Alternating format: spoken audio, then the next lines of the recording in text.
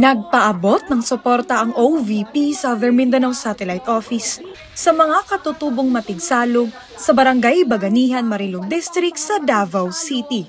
Sa pamamagitan ng programang Magnegosyo Taday, nakatanggap ng iba't ibang klase ng kagamitan ang 32 individual para sa kanilang bamboo nursery.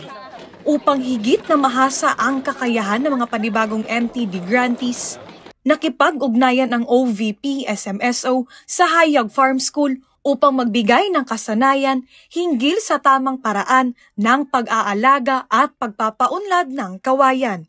3 araw itinagal ang pagsasanay na inilunsad sa Sitio Puting Bato sa parehong barangay.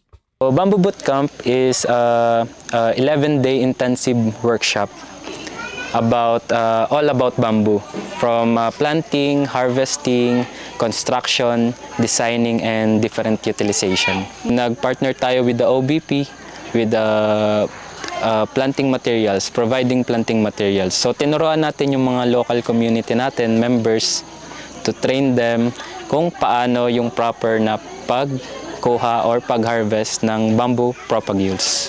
Naging problema natin dito is yung supply ng bamboo.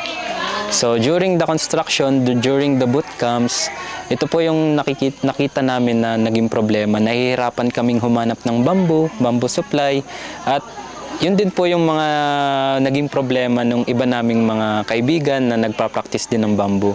Para kay Angelo, hindi lamang isang simpleng programa ang Magnegosyo Taday program, ngunit malaking tulong ito sa mga Pilipino, lalo na sa katutubong matigsalog mula sa Marilog District.